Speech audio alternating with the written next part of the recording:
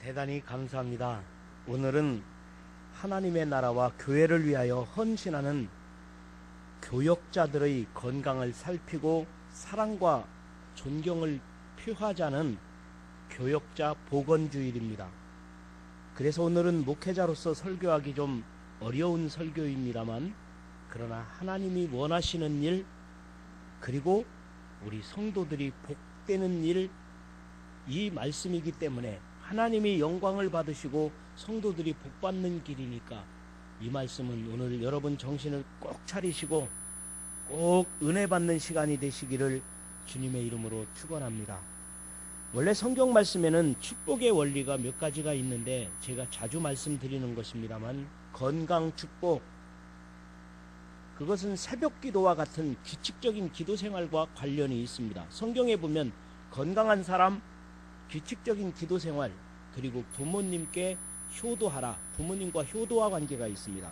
그리고 순종하고 감사하는 사람, 적절하게 음식 먹고 그리고 운동하는 사람, 이런 것들이 건강과 관련이 있는 성경 말씀들을 수없이 찾아볼 수 있었습니다. 두 번째로 물질 축복, 11조와 헌물입니다. 신앙의 인물들과 선지자들이 분명하게 증언하고 있는 바입니다. 그리고 인류가 살아온 역사가 그것을 증명하는 것입니다.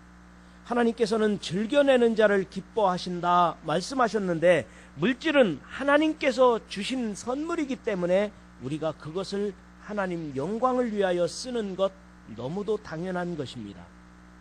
그런데 세 번째로 더 중요한 축복의 원리가 있습니다. 자녀 축복. 자녀 축복은 주의 종과 관련이 있습니다.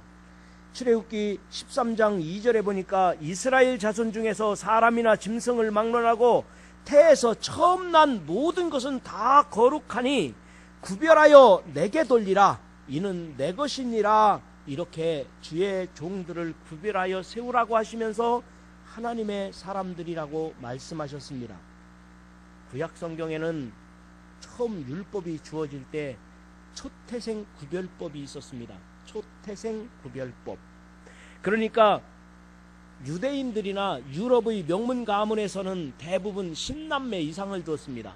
10남매 이상을 두니까 웨슬리 같은 경우는 19남매 한 10명 이상 낳고 한 10 몇 명씩 다 낳을 때, 그 중에서 아들들 중에 잘생기고 똘똘한 아들이 있으면 그 아들은 구별하여 주의 종으로 바치라는 것입니다.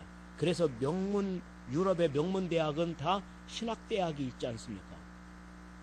그게 아마도 전통이었던 것 같습니다. 그러나 오늘날 우리 현대인들에게 있어서는 하나 낳고 둘 낳고 그렇게 그만두는 경우가 많은데, 다 신학교 보내면 어떻게 되겠습니까? 그렇다고 하나님의 말씀이 땅에 떨어져서는 안 되는 거예요. 하나님의 말씀이 그대로 이루어져야 되기 때문에 누군가는 신학교를 가고 누군가는 주의 종으로 구별되어야 하는 것이 현실입니다. 그러나 우리가 다 그렇게 못하니까 여러분들은 주의 종들을 보면 나의 형제나 우리의 자식으로 생각하자는 것입니다. 혹시나 여러분들이 저보다 연세가 많으신 분들이 있으면 목회자를 보면서 우리 아들이지, 우리 자녀라고 생각을 하시기를 바랍니다. 저하고 연배가 비슷한 분이 계시다면 저를 보면서, 목회자들을 보면서 항상 우리 형제라고, 우리 자매라고 생각할 수 있기를 바랍니다. 그리고 저보다 연배가 아래인 사람들이 계시면, 젊은 분들은 목회자를 보면서 우리 부모님이시다, 나를 위해서 기도하시는 영적인 부모님으로 생각하며 섬기며 사랑할 수 있는 마음 가지시기를 주의 이름으로 축원합니다. 그것이 하나님이 영광 받으시는 것이고 그것이 내가 복되고 잘되는 길이기 때문에, 여러분 오늘은 교육자 복원주의를 맞이해서 주의 종들과 성도들의 관계가 어떻게 되어야 하는지 두 가지만 말씀을 드리려고 합니다. 저는 첫 번째로 주의 종들이 기쁨으로 일하게 해야 합니다. 주의 종들이 기쁨으로 일하는 것이 얼마나 중요하겠습니까? 여기서 저는 주의 종이란 말은 하나님의 일을 맡아서 섬기는 모든 봉사자들, 평신도 지도자와 목회자, 그리고 우리 모든 사람들, 주의 일하는 사람들에 대하여 우리들은 격려하는 사람, 협력하는 사람들이 되어야 합니다. 주의 일하는 사람들에 대하여 봉사하건 사역자로 부름을 받았던 장로님으로 집사님으로 부름을 받은 모든 섬기는 자들을 보시거든 여러분 존경하는 마음 가지고 그들을 사랑할 수 있기를 주의 이름으로 축원합니다.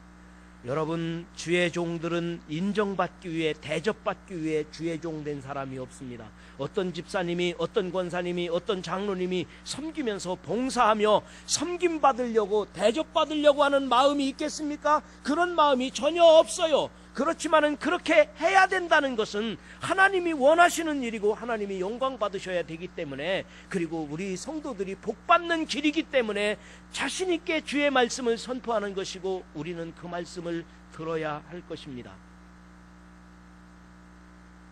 이른 아침에 찬양대로 섬기는 것, 지휘자가 되시는 것, 반주자가 되시는 것, 책임자가 되시는 것, 그게 어디 그렇게 쉬운 일입니까? 존경받으려고 반주자가 되고 지휘자가 되나요? 그렇지 않아요. 우리는 섬기려는 마음, 헌신하려는 마음, 내 스스로가 낮아지려고 섬기려고 하는 결단 속에서 헌신하고 봉사하는데 그들을 섭섭하게 하지 말자는 것입니다. 주의 종이 기쁨으로 일하지 못하면 섭섭하면 하나님이 영광을 안 받으시는 거예요. 우리에게 복이 되지를 않는 거예요. 하나님이 영광 받으시게 하기 위하여 우리들에게 복이 되게 하기 위하여 우리는 그 은혜를 나누는 마음으로 잘 섬기는 마음 갖기를 주님의 이름으로 축복합니다. 중국에 가면 좋아하는 동물이 하나 있는데 용입니다. 중국 사람들은 용을 너무 좋아해요. 우리나라도 용 좋아하죠. 근데 이 용은 비늘이 덮여 있습니다. 용 비늘이 얼마나 탄탄한지 칼로 찔러도 용의 비늘은 들어가질 않아요. 용 비늘이 탄탄하니까. 근데 그 중에서 용은 이 목 주변에 이 심장이 있는 요 주변에 하나 비늘이 거꾸로 박혀 있는 게 있어요. 그 비늘 보고 뭐라고 하죠? 영린이라고 해요. 그것은 용의 치명적인 약점입니다. 다른 데는 창으로 찔러도 용 비늘이 탄탄해서 들어가질 않는데 이 거꾸로 박혀 있는 영린, 요 거꾸로 박혀 있는 이 치명적인 약점, 여기는 찌르기만 하면 들어가는 거예요. 그래서 이 용이 착한 용인데, 신선들이 타고 다니는 착한 용인데, 누가 이 영린을 거꾸로 박힌 비늘 여기를 건드리든지 여기를 이렇게 쏘아보든지 여기를 쳐다만 봐도 이 용은 화를 내면서 그 사람을 죽인다는 거예요. 무서운 게 용이에요. 용의 치명적인 약점입니다. 오늘날 우리들에게도 누구든지 다 약점이 있어요. 뭐 오늘날 우리말로는 이 중국의 전설보다는 오히려 더 이 서양의 전설이 더 잘, 여러분들이 더 잘 접근하기 쉽죠? 그죠? 아킬레스건 뭐 끊어졌다. 그 그리스 신화에 나오는 그것도 치명적인 약점이죠. 뭐 트라우마가 있다. 또 뭐가 있어요? 뭐 이런 것들이 많아요. 사람은 누구나 다 그렇다는 거예요. 저도 영린이 있어요. 치명적인 약점, 트라우마. 아니면은 제게도 아킬레스건이 있다고요. 그게 뭐냐면요. 하나만 얘기해 줄게요. 그거 건드리지 마세요.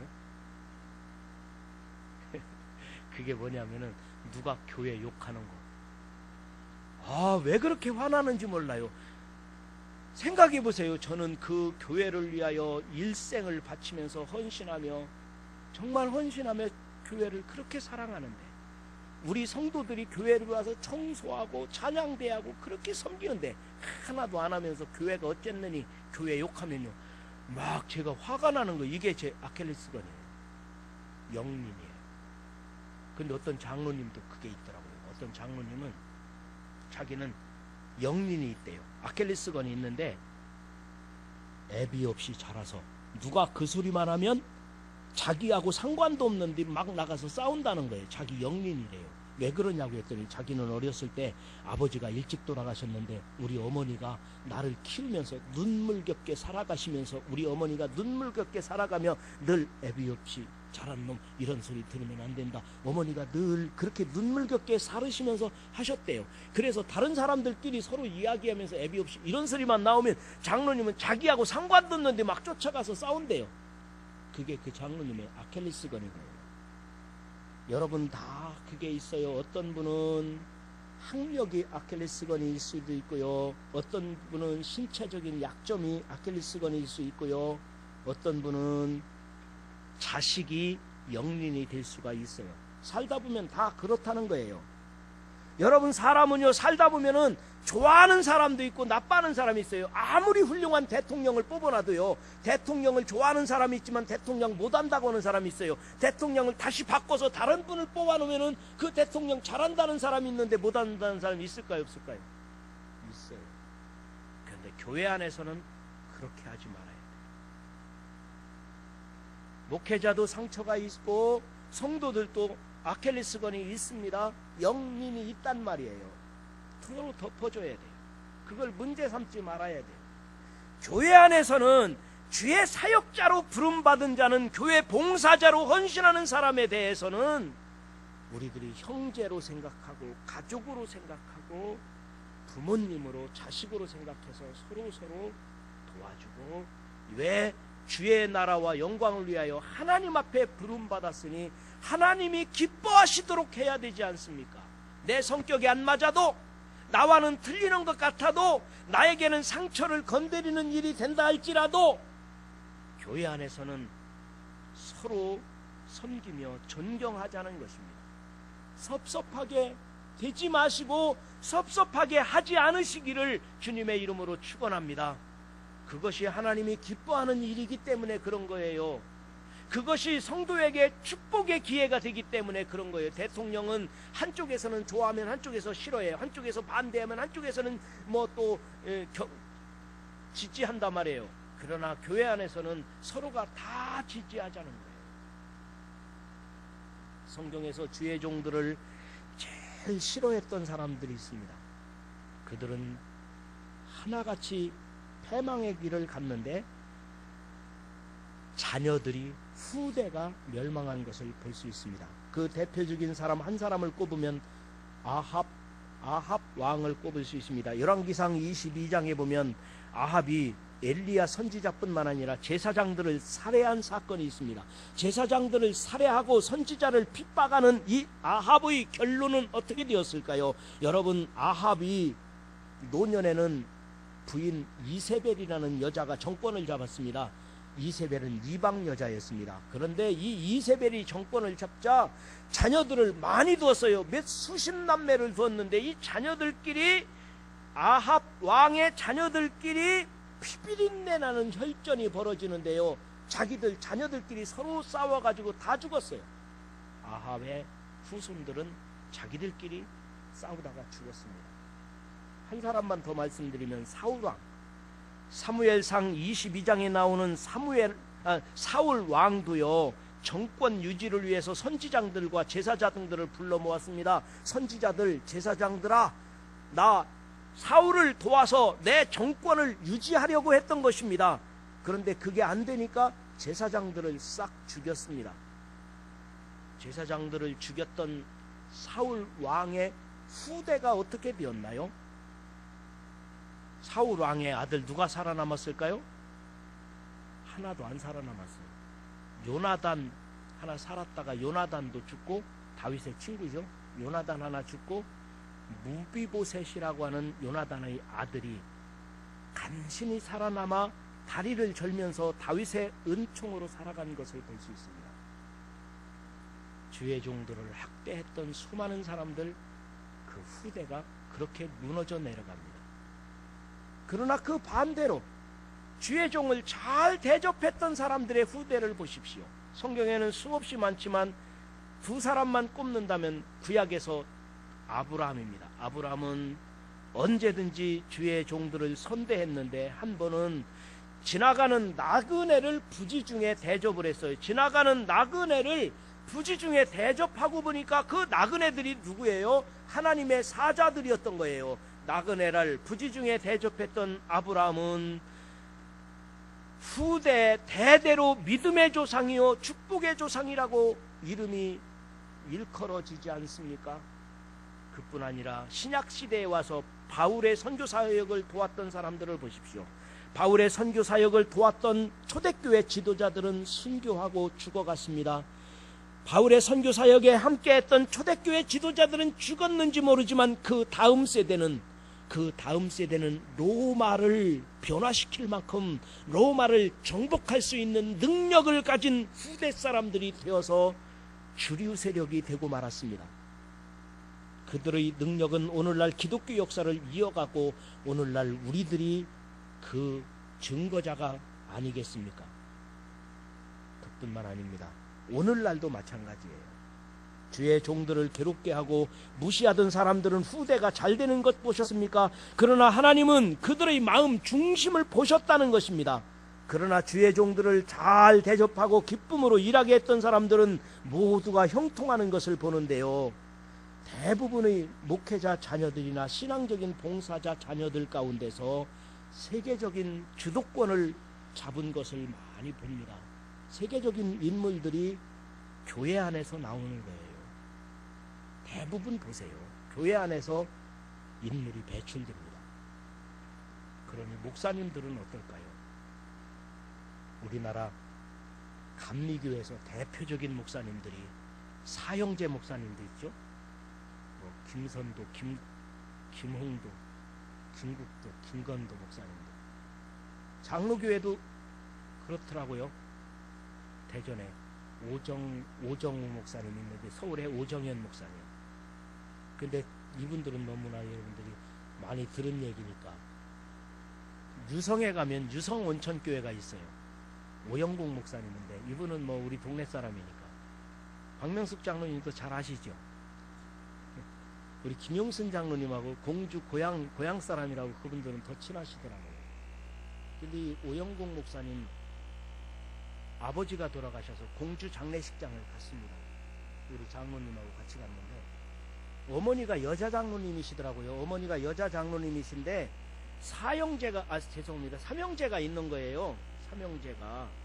근데 이 오영국 목사님이 제일 장남이고 둘째, 셋째, 하나는 충청권에서 대표적인 교회, 하나는 수도권에서 대표적인 교회, 세 교회의 담임 목사로 있는 거예요. 모두가 다 주의 종들을 선대하고 그 후손들이 주의 사역을 감당하는 것을 볼 수 있습니다. 성경에서는 분명하게 말합니다. 오늘 본문 6절입니다. 레위 지파는 나아가 제사장 아론 앞에 서서 그에게 시종하게 하라. 그리고 그들이 해막 앞에서 심호하되 라고 말합니다. 그들은 제사장을 위하여 온전히 맡겨진 자들입니다. 그러니까 거룩하게 구별되었다는 거예요. 여러분, 주의 종들을 내가 판단하지 마세요.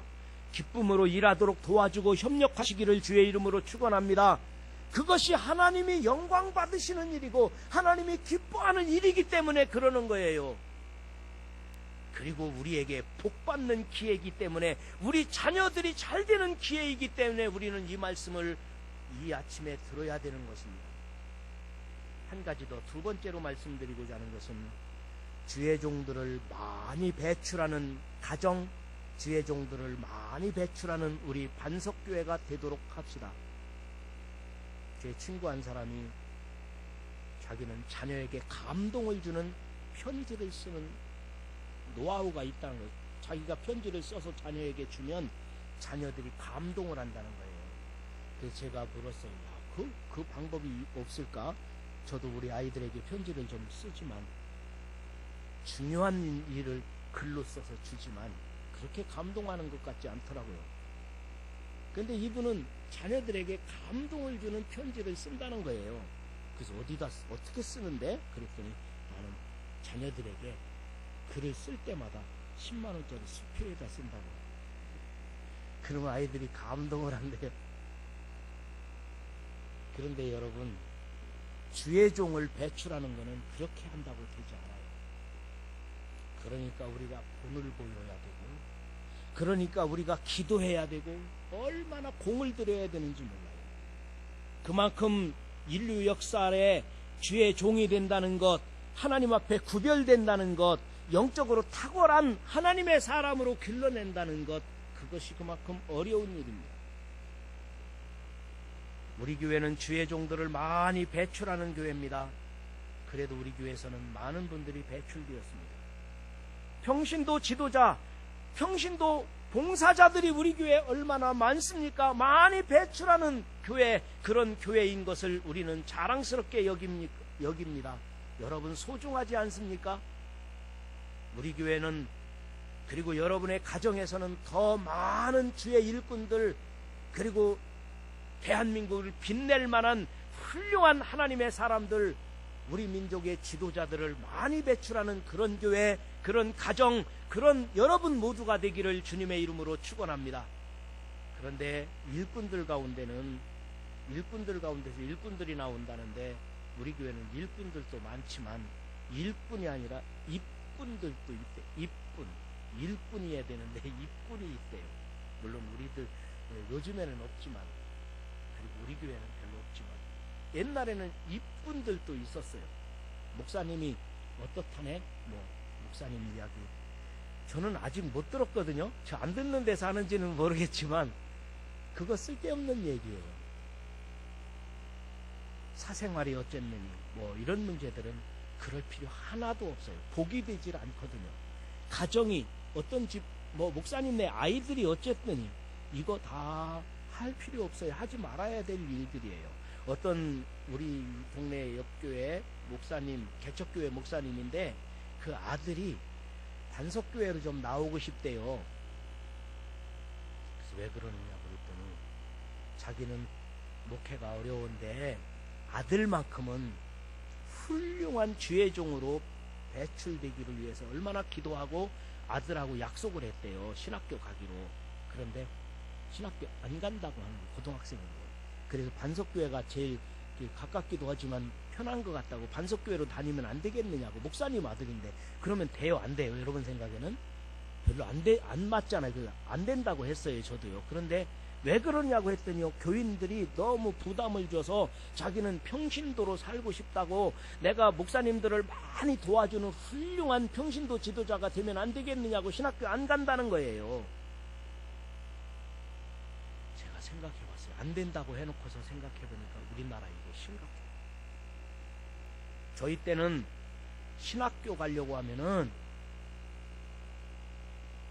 경쟁률이 꽤 높았어요. 그래서 비인가 신학교들이 난무했었어요. 그런데 지금은 신학교를 안 가려고 해요. 별로 안 간단 말이에요. 그런데 그것보다 더 심각한 것은 신학교 가도 사모 되려고 하는 사람들이 없어요. 결혼 못할까봐 신학교를 안 가나 봐요. 여러분 이거 심각합니다. 우리가 회개해야 됩니다. 우리가 자꾸 부담을 준 거 아니겠어요? 여러분 우리들이 자꾸만 이들에게 상처를 준 거 아니겠어요? 내가 그들에게 장학금을 주면서 격려하고 축복해주지는 못할 만큼 혹시 일꾼이 아니라 입꾼이 돼가지고, 여러분만 그런 게 아니에요. 저부터 제가 회개했어요. 그런 상황을 접하면서 제가 먼저 회개하기를, 우리 반석교회에 오는 신학생이나 전도사님이나 내가 마음속 깊이 회개하며 다짐하기를, 더도 말고 적게도 말고 우리 아들, 우리 딸이라고 생각하자. 그 마음을 깊이 가졌어요. 뭐라고 하지 말고 정말로 사랑하는 마음으로 내 아들이다, 내 딸이라고 생각하자. 그 마음을 가짐으로 여러분들이 혹시라도 목회자의 사생활이 어떻고 입분이 돼가지고 목회자가 되려고 했던 마음, 사람들의 마음 속에 상처를 줘서 그들이 내가 왜 목회자 되냐, 평신도 해야지, 이런 마음을 갖는다면 이 출애굽기에서, 레위기에서, 민수기에서, 신명기에서 구별하여 세우라고 하는 주의 말씀에 내가 혹시 방해꾼은 안 되었을까? 우리가 회개해야 되지 않겠습니까? 저는 오늘 분명히 말씀하시는 민수기 3장 10절 오늘 본문입니다. 너는 아론과 그의 아들들을 세워 제사장 직무를 행하게 하라. 외인이 가까이 하면 죽임을 당할 것이니라. 레위인을 구별하여 세우고 그들이 하나님의 거룩한 사명을 감당하게 하라는 것입니다. 이 일을 하게 해야 되는 것입니다. 일꾼이 필요한 시대에 우리 교회가 앞으로 많은 목회자와 평신도 지도자가 배출되기를 주님의 이름으로 축복합니다. 그렇게 배출되기를 주의 이름으로 선포하며 선언합니다. 여러분 아멘 하셨으니, 그리고 아멘 하는 마음으로 여러분의 가정에서, 그리고 우리 반석교회에서 위대한 교회 지도자들, 그리고 평신도 지도자들이 많이 배출되기를 주님의 이름으로 축복합니다. 훌륭한 목사님이 필요해요. 저보다는 준비된 목사님이 앞으로 더 필요해요. 훌륭한 평신도 지도자, 장로님들도 필요해요. 우리 장로님보다는 더 훌륭하고 존경받는 그런 장로님들이 앞으로는 나와야 되지 않겠습니까? 기둥같이 쓰임받는 일꾼들이 여러분의 가정에서, 우리 반석교회에서 있어야 되는 거예요. 12절에 이렇게 말합니다. 보라, 내가 이스라엘 자손 중에서 레위인을 택하여 이스라엘 자손 중에 태를 열어 태어난 모든 자를 대신하게 하였은즉 레위인은 내 것이라. 우리나라 교육체계가 문제가 많다고 합니다. 그래서 요즘에 대학 입시 제도를 바꾼다고 하다 또다시 안 바꾼다고 그러더라고요. 요즘에 대학 가려면 뭐를 봐야 되죠? 수능 보잖아요, 수능. 근데 이 수능을 점수를 올리기 위해서 수단 방법을 가리지 않는데, 근데 이 수능은 어떻게 해야 수능을 잘 볼까요? 제가 생각해 보니까 수능해야 수능 잘 봅니다. 그 말이 뭐냐면요, 수능한다. 수능을 보려면은 수능해야 돼요. 그러니까 잘 순종하고 선생님 말 잘 듣고, 말 잘 들어야 공부 잘한다는 말이에요. 신앙생활도 마찬가지예요. 하나님 말씀대로 살아야 신앙이 좋은 거예요. 내가 아무리 잘난 척해도요, 하나님 말씀에서 떠나면 신앙생활 잘하는 거 아니에요. 말씀은 뭐라고 하느냐고요. 오늘 마지막으로 13절 다 같이 읽고 마치려고 합니다.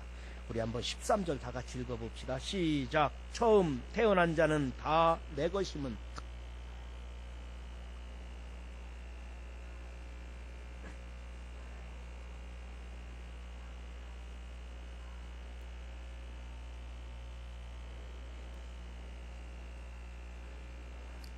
아멘. 우리 교회가 우리들의 가정에서 세계적인 인물이 배출되기를 주님의 이름으로 축복합니다. 그리고 거룩하게 구별된 주의 종들도 배출하고 평신도 지도자들이 우리 믿음의 가정에서, 우리 반석교에서 많이 배출될 것을 믿습니다. 그렇다면 우리들이 그들을 위하여 격려하고 그들을 협력해주고 도와주고, 그들이 잘 자라도록 기도하는 그런 신앙의 명문 가문들이 되시기를, 그런 좋은 교회가 되시기를 주님의 이름으로 축원합니다.